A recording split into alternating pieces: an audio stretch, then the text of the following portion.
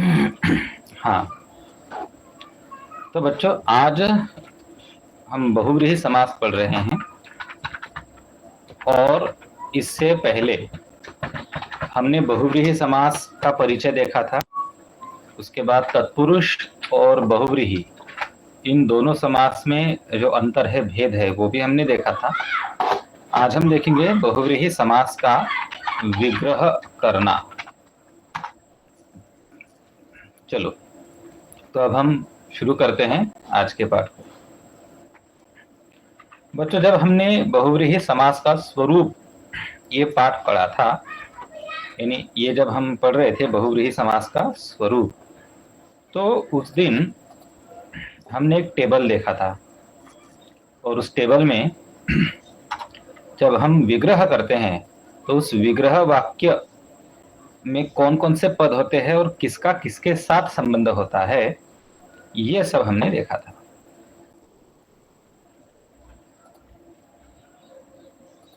तो एक बार पुनः उस टेबल को हम बनाते हैं। तो बहुव्रीहि समास, जैसे कि यहाँ पर एक मैं उदाहरण दे रहा हूं।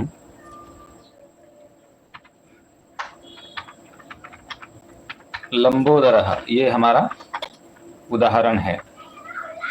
अब लंबोदर बहुव्रीहि समास है, तो जब हम इसका विग्रह करते हैं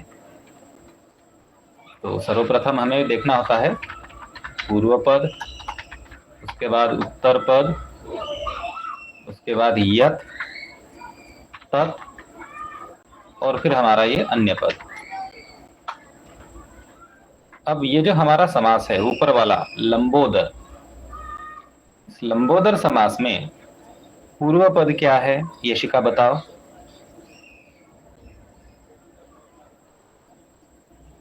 हेलो, लंब। लंब, बिल्कुल सही, लंब। उत्तर पद दर। हाँ, उदर। अब हमारे पास अन्य पद क्या है, अन्य पद है गणेश। अब ये अन्य पद कैसे समझते हैं, तो हमारा जो समास है लंबोदर, ये शब्द किसका निर्देश कर रहा है, ये किसका नाम है, तो ये गणेश जी का नाम है, तो यहाँ पर अन्य पद है गणेश। यहाँ पर हम एक और, सर, हाँ बोलो बेटा। अगर अगर अन्य पद अगर हमारे से अननोन रहा तो हम कैसे पहचानेंगे? वो हमें गेस करना पड़ता है और उसका हिंट मिलती है कहीं ना कहीं से। वो कैसे अच्छा, पहचानते हैं ये बाद में देखेंगे, लेकिन अभी ये देखो। Okay sir. अब ये जो तद है, तद कैसे बनता है, तो अन्य पद का जो लिंग वचन विभक्ति है वही तद को रहता है। अब तद शब्द, अब यहाँ पर देखिए गणेश शब्द पुल्लिंग प्रथमा एक वचन में है। अब चूंकि ये गणेश शब्द पुल्लिंग प्रथमा एक वचन में है, तो तद शब्द भी पुल्लिंग प्रथमा एक वचन में आएगा। और यदि आप लोगों ने तत् शब्द का टेबल देखा, सह तौते तम तौतान, तो उसमें से सह ये शब्द पुल्लिंग प्रथमा एक वचन में है। अब सबसे महत्वपूर्ण बात आती है यत् शब्द की तरफ। अब यत् शब्द में क्या है कि हमारा उत्तर पद और अन्य पद, इन दोनों के बीच में क्या रिलेशन बैठता है, कौन सी विभक्ति ठीक रहती है, इसको देखते हुए, इसको समझते हुए हमें यत् शब्द के लिए विभक्ति तय करनी होती है। अब यहाँ पर उत्तर पद क्या है, तो उत्तर पद है उदर, उदर यानी पेट। अब ये पेट और अन्य पद हमारे गणेश जी, तो इन दोनों के बीच में पोजीशन है, तो षष्ठी विभक्ति आती है, लंब उदर यस्य। अब लंब और उदर, इनको भी हमें सही लिंग वचन विभक्ति लगानी है। अब जैसे कि मैंने आप लोगों को कल बताया कि ये हमारा अन्य पद है और अब ये हमारा यहाँ उदर, ये शब्द उत्तर पद है। तो अब इन दोनों के बीच में जब हम इसको विभक्ति लगाते हैं तो कोई रिलेशन नहीं है। उदर खुद शब्द ये जिस लिंग का है, ये नपुंसक लिंग का है, तो उदरम, तो उदर में गया, और यानी नपुंसक लिंग में गया। और लंबा शब्द ये विशेषण है उदर का, तो ये भी नपुंसक लिंग में गया, तो ये बनेगा लंबम उदरम। तो लंबम उदरम यस्य सह लंबो उदरः गणेशः। तो एक बात है। अब बच्चों, बाकी बातें तो आपको समझ में आ जाएंगी, लेकिन बीच वाला जो ये यत शब्द है, इसको कौन सी विभक्ति लगानी है, यहीं पर सबसे ज्यादा परेशानियां बच्चों की होती है। अब देखा जाए तो हमारे पास विभक्तियां कितनी है, 7 विभक्तियां है बच्चों, प्रथमा द्वितीया तृतीया चतुर्थी पंचमी षष्ठी सप्तमी। परंतु इन सभी में से केवल हमें 6 विभक्तियों का प्रयोग करना होता है। आपके वैसे तो बहुब्रीहि समास के कई सारे प्रकार है, लेकिन चूंकि आप सीबीएसई की परीक्षा दे रहे हैं, तो इस परीक्षा के लिए केवल 6 विभक्तियों का हमें यहाँ पर काम पड़ेगा। कौन बोलो बेटा? जो सर्वनाम है वो कैसी हाँ, एक बार फिर से बोलो। तत्सर्वनाम की बात है, जो आपने सह लिखा है लंबोदर के लिए, तो वो कैसे कैसे किस वर्ड से पहचानेंगे? हाँ, बताता हूँ। तुम्हारा प्रश्न ये है कि तत् शब्द को जो सह किया है वो कैसे किया, तो बच्चों वो अन्य पद को देखकर किया, यानी गणेश को देखकर किया। गणेश किस लिंग वचन विभक्ति में है, पुल्लिंग में है, तो फिर यह तत् भी सह में चला गया। अगर यहाँ पर लंबोदर की जगह अगर लंबोदरी ऐसा अगर होता, स्त्रीलिंग होता, तो अब यहाँ पर सह नहीं आता, सह लंबोदरी नहीं हो सकता ना, तो अब यहाँ पर स्त्रीलिंग है लंबोदरी शब्द, तो ये बनेगा सा लंबोदरी। समझ गई? Okay sir. परंतु हमारा शब्द लंबोदर ऐसा है, और लंबोदर पुल्लिंग है, और ये गणेश के लिए इस्तेमाल किया गया है। चलो ये आप लोगों को मैं एक उदाहरण वो ऐसा वाला दे ही देता हूं, तो आपको अच्छे से समझ में आ जाएगा। बच्चों, आप लोगों को पता है रावण कौन था? रावण? हाँ सर। कौन था रावण? जिसने सीता का हरण किया था। लंका के राजा। लंका के राजा, रामायण का एक पात्र है। अब आप लोगों को क्या पता है रावण की पत्नी का नाम क्या था?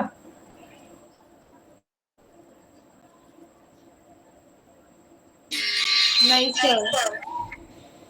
मंदोदरी। मंदोदरी, बिल्कुल सही, मंदोदरी।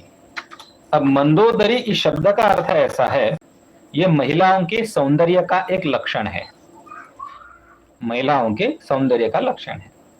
अब गणेश जी की यदि आप मूर्ति देखोगे तो बाकी शरीर, कंधे और कमर की अपेक्षा गणेश जी की का पेट बहुत बड़ा है, लेकिन मंदोदर्यत्वम ये महिलाओं के सौंदर्य का लक्षण है, यानी जिन महिलाओं का पेट मंद है, मंद से मेरा मतलब कम है, आकार में कम है, तो ऐसी महिलाएं सुंदर दिखती है। यानी अगर मैं आज की भाषा में कहूं तो जीरो फिगर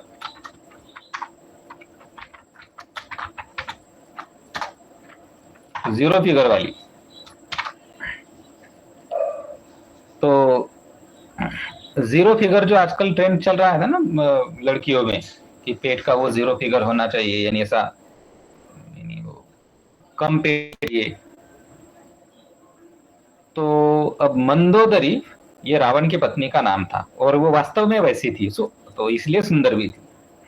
अब यहाँ कैसे होगा हमारा, यही इस वाले टेबल को मैं नीचे लेकर आता हूं। अब यहाँ पूर्व पद लंब नहीं है, अब यहाँ पर है मंदम। मंदम। मंदम उदरम, मंदम उदरम, और यहाँ पर हमारा जो रावण की पत्नी है उसी का नाम हम यहाँ पर लेंगे, हालांकि अन्य पद नहीं है। मंदम उदरम मंदोदरी, ठीक, ये स्त्रीलिंग में गया है।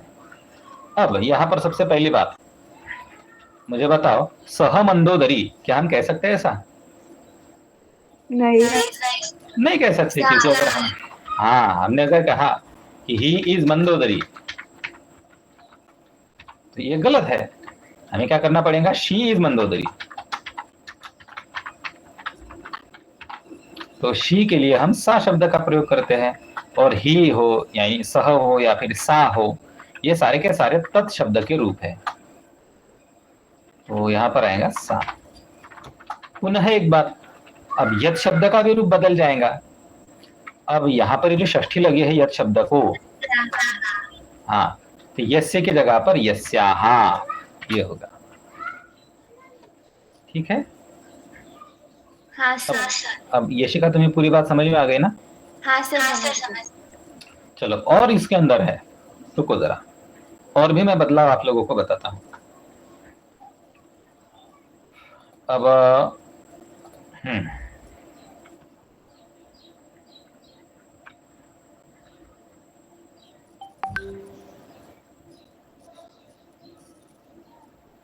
अब यदि यहां पर बहुवचन हो, जैसे कि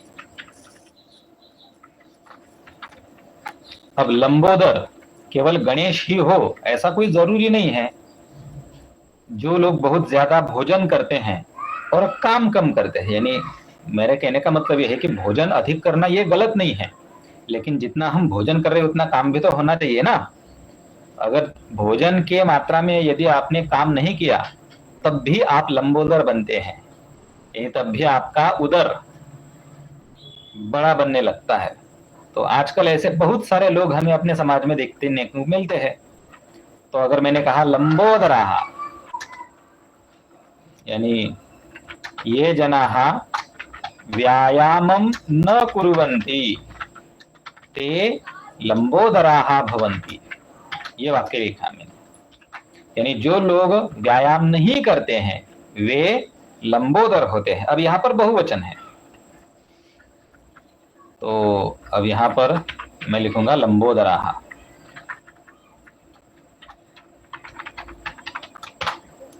अब भी पूरा मामला बदल जाएगा। अब लंबोदराः है तो यहां तत् शब्द का रूप भी बदल जाएगा। अब यहां पर लिखा जाएगा ते लंबोदराः। क्यों? क्योंकि मैंने अगर लिखा लंबोदराः, लंबोदर का हिंदी आपले इंग्लिश में क्या कहेंगे? बिग बेली, बिग बेली मैन। तो यहाँ पर बिग बेली मैन्स है, बिग नहीं, बिग बेली मैन। तो बिग बेली मैन, तो अब यहाँ पर हम ही बिग बेली मैन नहीं कह सकते। ही बिग बेली मैन कहना गलत है, जैसे कि सह लंबोदराः।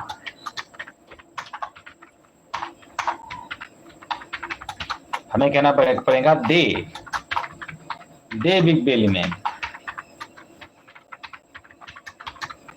तो संस्कृत में आता है ते लंबोदराः, ये सही है। बच्चों बात समझ में आ गई आप लोगों को? हाँ सर। अब पुनः ये जो यत् शब्द है यहां पर भी बदलाव होगा। कहाँ? इस वाले कॉलम में, क्योंकि यस्य यानी जिसका ये अर्थ होता है, लेकिन यहाँ पर लंबोदराः बहुत सारे हैं ना, तो जिनका ये हमें लिखना पड़ेगा, तो षष्ठी का बहुवचन लगेगा। क्या है बताओ? ये शाम, बिल्कुल सही। हाँ, लेकिन अब यह बदलाव नहीं होगा। लंबे पेट है जिनके, ऐसा नहीं, लंबा पेट है वो जिनका वे लंबोदराः, ऐसा भी हम बोल सकते हैं। किया भी तो चलता है, लंबानी उदरानी, कोई ये बड़ी बात नहीं है, बस हमें रेफरेंस के अकॉर्डिंग चलना है। तो लंबम उदरम येषाम ते लंबोदराः। चलो और उदाहरण मैं देता हूं आप लोगों को बच्चों।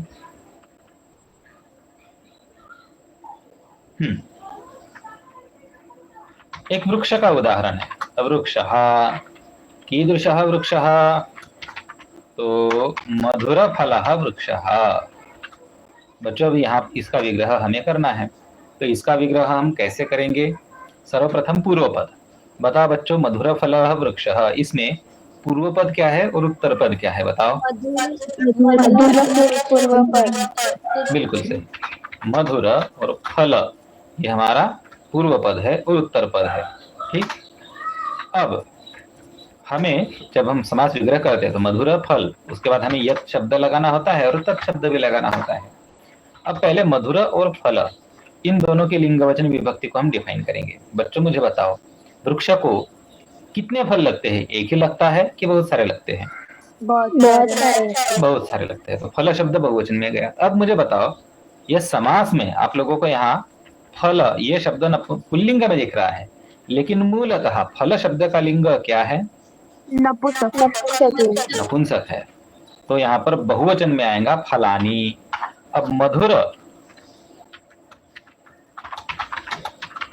अब अब मधुर शब्द जो है ये विशेषण है फल का, तो इसका भी वही रूप रहेगा, तो क्या आएगा? मधुरानी। हाँ, लेकिन बस एक बात का ख्याल रखना, इसके अंदर णत्व विधान होके बड़ा वाला ना आएगा, क्योंकि र इस शब्द में है। तो मधुराणी फलानी, यहां तक हमने देख लिया। तो अब आगे हम बढ़ते हैं, मधुराणी और फलानी। अब यत और तत्, इनको भी हमें देखना है। अब हमारे पास जो अन्य पद है वो क्या है? वृक्ष शब्द है। तो हमारा वृक्ष और फलानी, इन दोनों के अंदर पोजेशन है, पोजेशन का सेंस है, तो षष्ठी विभक्ति लगती है हम वहां पर। तो यत के जगह पर हम यत शब्द को षष्ठी लगेंगे, और वृक्ष एक ही है तो एक ही हम एक वचन ही लगेंगे, यस्य। मधुराणी फलानी यस्य। अब तत् शब्द देखो, तत् शब्द अन्य पद के अनुसार चलेगा, वृक्ष के अनुसार। वृक्ष पुल्लिंग प्रथमा एक वचन है, तो तत् भी पुल्लिंग प्रथमा एक वचन में जाएगा, वो बनेगा सह। तो मधुराणी फलानी यस्य सह वृक्षः मधुर फलः वृक्षः। बच्चों, आप लोगों को बात समझ में आ गई? हाँ सर। हाँ सर। चलो आगे और देखो, मैं उदाहरण दे देता हूँ आप लोग।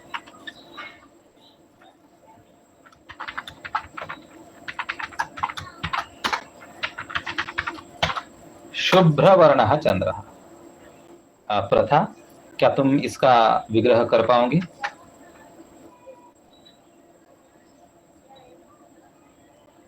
शुभ्र पूर्वपद। हाँ, शुभ्र और वर्ण। हाँ, और वर्ण शुभ्र वर्ण, उसके बाद हमें यत और तत् लगाना है। तो अब मुझे बताओ आगे क्या होगा? वर्ण में नपुंसकलिंग लगेगा? नहीं, वर्ण शब्द पुल्लिंग का है। वर्ण, पहले ये बात समझो, वर्ण का मतलब होता है कलर, और कैसा हो कलर? तो व्हाइट कलर। शुभ्र यानी व्हाइट, तो व्हाइट कलर। और चंद्र यानी मून।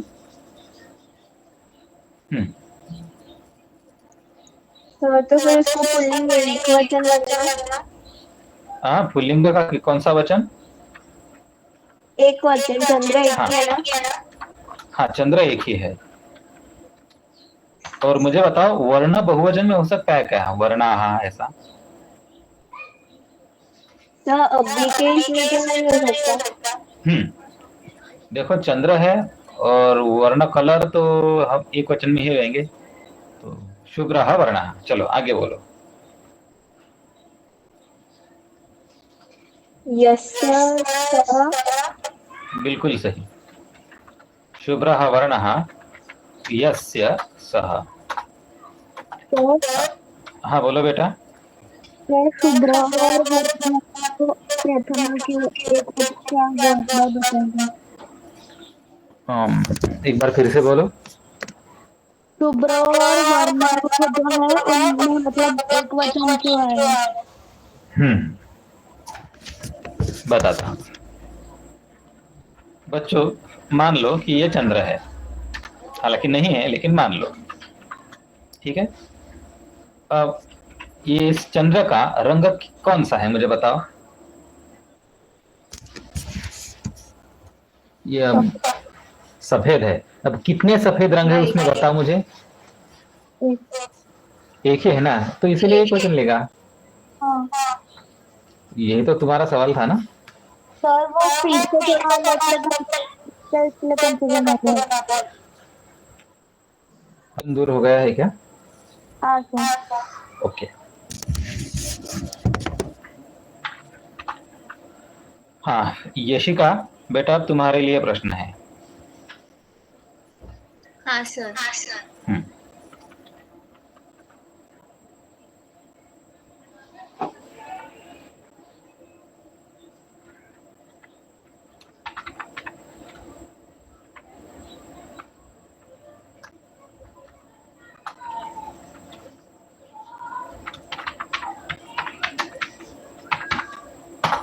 मधुर जला नदी। मधुर, हाँ सुनो एक मिनट, पहले पूर्व पद और उत्तर पद वो बताओ मुझे कौन सा है। मधुर और जल। मधुर और जल, उसके बाद हमें यत शब्द लगाना है और उसके बाद तत् शब्द। अब मुझे बताओ मधुर और जल ये दोनों शब्द तुम किस रूप में लिखोगी? सर जल बहुवचन में। अच्छा जलानी, क्योंकि सर जल एक थोड़ी ना होगा। और अंग्रेजी में कैसे होगा तुम बताओ तो। हाँ एक तुम्हें बात मैं बताता हूँ कि वाटर को हम ऐसे 1 वाटर 2 वाटर 3 पानी 4 पानी ऐसा हम गिन सकते हैं क्या, मुझे बताओ। नहीं सर। मुझे एक बात बताओ सुनो,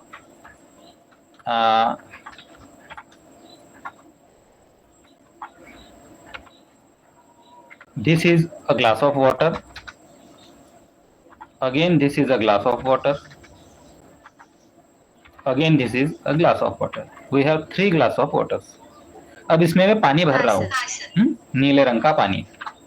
अब देखो इसमें पानी भर गया है, तो मुझे बताओ कितने पानी है इसमें तीनों ग्लासों में? हाँ। There is a water in these 3 glasses। हम ये नहीं बोल सकते कि there are 3 waters, ऐसा नहीं बोलते हम। नहीं सर, नहीं सर। तो यहाँ पर तो अब मुझे बताओ मधुरानी जलानी कि मधुरम जलम? मधुरम जलम।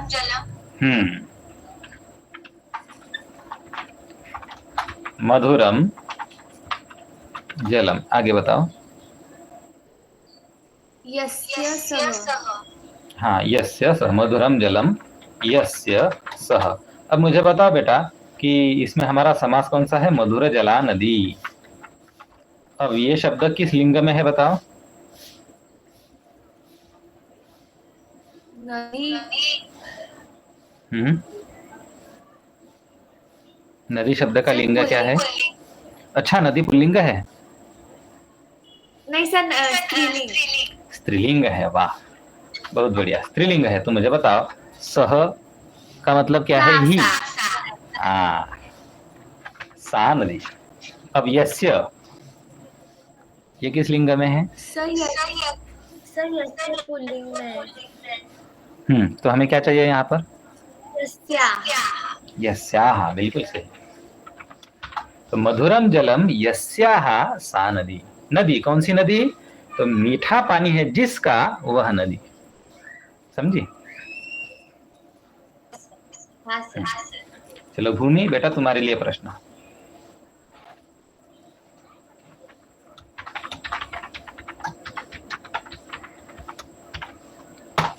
शुभ्र वर्णम कमलम, कमल का फूल, लेकिन कैसे कमल का फूल?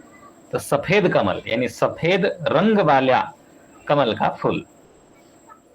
शुभ्र और वर्षः, वर्ष नहीं वर्णः। शुभ्रः वर्णः, आगे यत् यस्य, हाँ आगे है यत और तत्। हाँ। अब यत तत् को सही करके लिखो। शुभ्रः वर्षः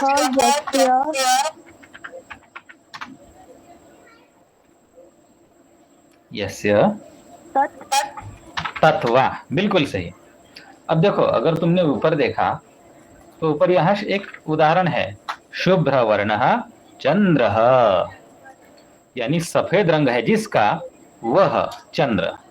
अब यहाँ हमारा अन्य पद चंद्र पुल्लिंग में था इसलिए यहाँ सह आया, परंतु जैसे ही हमने इस उदाहरण में कमल शब्द का प्रयोग किया यह नपुंसक था, तो इसीलिए यहाँ तत् का प्रयोग हुआ। ये बिल्कुल सही किया तुमने। तो शुभ्रः वर्णः, लेकिन वर्ण शब्द मूलतः ओरिजिनली पुल्लिंग का है, तो इसलिए ये भी एज इट इज वैसा का वैसा ही पुल्लिंग में ही रहा।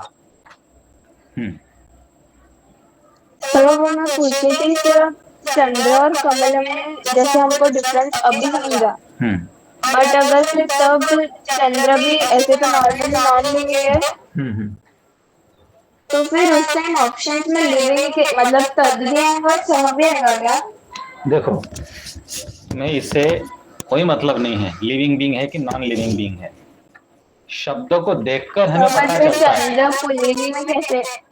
हाँ, सुनो सुनो, चंद्र एक देवता है और वो पुल्लिंग देवता है। अब चंद्र, मैं एक आप लोगों को एक समझाता हूं। अभी परीक्षा की दृष्टि से हमें ये देखना है, शुभ्र वर्ण है चंद्र, ऐसा शब्द है। अब यहाँ आपको चंद्र शब्द की जो विभक्ति लगी है, जो विसर्ग लगा है, इस विसर्ग से तुमने इसको पहचाना कि ये पुल्लिंग है। अगर इसको अम लगा हुआ हो, चंद्रम, अब मान लो कि ये नपुंसक लिंग में, इससे कोई मतलब नहीं है। एक्स वाई जेड कोई भी शब्द हो, उससे कोई मतलब नहीं है। ये किस लिंग में आप लोगों को दिख रहा है परीक्षा में, वो देखो। तो लिविंग बीइंग है, नॉन लिविंग बीइंग है, इसका चिंतन मत करो। संस्कृत भाषा में हमारे लिविंग बीइंग्स भी पुल्लिंग और स्त्रीलिंग होते हैं। और इतना ही नहीं, जो लिविंग बीइंग्स है, जिसको आप लोग सजीव चीजें कहते हैं, वो सजीव भी नपुंसक या फिर स्त्रीलिंग नपुंसक हो सकते हैं। जैसे कि मित्र शब्द नपुंसक है, कलत्र शब्द ये नपुंसक है। कलत्र शब्द का मतलब पत्नी होता है, लेकिन कलत्र ये शब्द नपुंसक है। व्यक्ति का मतलब पर्सन, लेकिन ये स्त्रीलिंग का शब्द है। तो लिंगों पर ध्यान मत दो, शब्द पर ध्यान मत दो। शब्द किस लिंग में लिखा है उस पर ध्यान दो। अब मान लीजिए कि यही वाला कमल, अब बहुत बार क्या होता है कि किसी लड़के का भी नाम कमल हो सकता है। तो मान लीजिए किसी लड़के का नाम कमल है, तो यह ऐसा बनेगा, शुभ्र वर्णः कमलः। होता है, मैंने देखे कुछ लड़के जिनका नाम कमल है, शुभ्र वर्णः कमलः। अब ये बदल गया, अब आ जाएगा शुभ्र वर्णः यस्य सः कमलः। लड़कियों का नाम होता है कमला, सुना है ना आप लोगों ने नाम? हाँ कमला। सर। तो यहाँ पर आएगा शुभ्र वर्णः कमला। तो फिर अब ये और बदल जाएगा, यहाँ पर यस्याः सा आएगा, शुभ्र वर्णः यस्याः सा कमला। बच्चों बात समझ गए आप लोगों को? कमल इंसान का तो वहाँ पे शुभ्र वर्ण आ सकता है ना? मैंने फिर से बोलो। मतलब जैसे आपको बोला लड़के का नाम है, तो फिर वहाँ पे यश आएगा, यश से सह आएगा। लेकिन शुभ्र वर्ण का नहीं, सुनो, मैंने कल हमारे परिचय और स्वरूप के पाठ में मैंने जो पढ़ाया उसको फिर से एक बार समझो कि ये जो पूर्व पद और उत्तर पद है, ये अपना लिंग वचन कभी भी नहीं खोएंगे। ये खुद का जो उनका वर्ण है, खुद का जो लिंग है, खुद की जो वचन है, खुद की जो विभक्ति है, वो अपने हिसाब से चलेंगे। इसका और अन्य पद का कोई संबंध नहीं है इस मामले में। ये आप लोग पक्का ध्यान में रखो। तो तुम क्या बोल रही? अब शुभ्र वर्ण का नाम का लड़का, ये सही है? हाँ, शुभ्र वर्ण का कमल नाम का लड़का, शुभ्र वर्णः कमलः। शुभ्र वर्ण की कमल नाम की लड़की, शुभ्र वर्णा कमला। शुभ्र वर्ण का कमल का फूल, शुभ्र वर्णम कमलम। यही उदाहरण तो है हमारे। लेकिन उसका मतलब क्या होगा? किसका मतलब? लड़के का नाम उसका क्या होगा? शुभ्र वर्ण, हाँ कमल। अरे शुभ्र वर्ण कमल है, इसमें शुभ्र वर्ण एडजेक्टिव है उसका। कमल, एक नाम का एक लड़का है जिसका वर्ण शुभ्र है, जिसका रंग सफेद है। ठीक है, ओके। तो बच्चों, यहाँ आज के इस पाठ में हमने एक ब्रीफ इंट्रोडक्शन देखी कि बहुव्रीहि समास का विग्रह कैसे करते हैं। इसकी हमने एक छोटी सी झलक देखी। हालांकि विषय बहुत बड़ा है, इसमें द्वितीया, तृतीया, चतुर्थी, पंचमी, षष्ठी, सप्तमी, इन सभी विभक्तियों का प्रयोग होता है।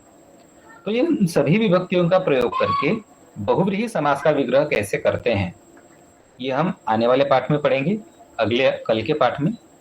आज हमने ये जाना कि स्वरूप कैसे होता है विग्रह का, यत शब्द को किस तरह की विभक्ति लगेंगी, तत् शब्द को किस तरह की विभक्ति लगेंगी, और पूर्व पद और उत्तर पद इनके रूप कैसे होंगे।